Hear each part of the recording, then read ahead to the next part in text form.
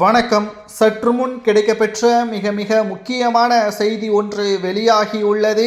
அதிகாலையில் வங்கி கணக்கிற்கு வந்த 5000 ரூபாய் தோல்வி பயத்தில் ஸ்டாலின் அவர்கள் அடுத்து 3 மாதங்கள் கொடுக்கக்கூடிய 1000 ரூபாய் 3000 பிளஸ் கோடைகால கொண்டாட்டமாக 2000 ரூபாய் மொத்தம் 5000 ரூபாய் இன்று அதிகாலையில் அனைத்து குடும்ப தலைவிகளுக்குமா என்று கேட்டால் நிச்சயமாக கிடையாது. 1,34,00,000 குடும்ப தலைவிகளுக்கு வழங்கப்பட்டுள்ளது. மேலும் இதற்கு முக்கிய காரணம் என்ன?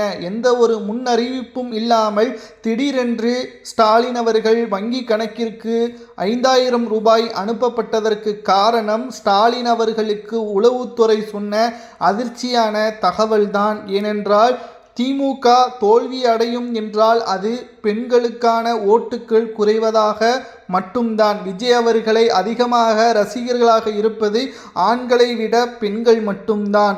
இதனால் குடும்ப தலைவிகள் நிச்சயமாக 1000 ரூபாய் கொடுத்தாலும் கூட உங்களுக்கு எதிராகத்தான் வாக்குகளை செலுத்துவார்கள். அதில் இருந்து மாற்றத்தை கொண்டு வர வேண்டும் என்றால் அவர்களை பணத்தால் மட்டும்தான் மனதை மாற்ற முடியும் என்று உளவுத்துறை சொன்ன அந்த இரகசியமான முடிவின் காரணமாக எதிர்பாராமல் வங்கி கணக்கிற்கு 5000 ரூபாய் வரவு வைக்கப்பட்டுள்ளது.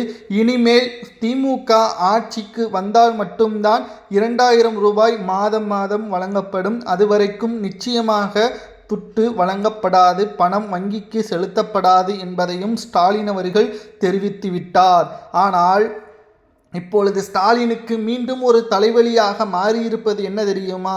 பலரும் 5000 ரூபாயை பெற்றுக்கொண்டு நாங்கள் திமுகவிற்கு வாக்குகளை செலுத்த மாட்டோம், இது எங்களுடைய பணம் எங்களுக்கு வந்திருக்கிறது என்று சிலரும் கூறி வருகிறார்கள். பலரும் திமுக மீண்டும் ஆட்சிக்கு வர வேண்டும் என்று கூறி வருகிறார்கள். எதை கொடுத்து வேண்டுமானாலும் ஆட்சியை கைப்பற்றி விடலாம் என்று நினைப்பதுதான் திமுகவின் கொள்கை. குடும்பத்தின் உள்ள ஒட்டுமொத்தவர்களது முன்னேற்றத்தை இந்த 5000 ரூபாய் என்பது அவர்கள் ஆட்சி அமைத்த முதல் நாளிலேயே சம்பாதித்து விடுவார்கள். ஏனென்றால் பல 1000 கோடிகள் கலைஞர் வாழ்நாள் முழுவதும் செய்த ஊழலை இந்த 5 ஆண்டுகளிலேயே, அதுவும் 2 ஆண்டுகளிலேயே ஊழலை செய்துவிட்டதாக திமுகவின் நிதியமைச்சராக இருந்த பிடி பழனிவேல் தியாகராஜன் அவர்கள் கூறினார்கள் அல்லவா?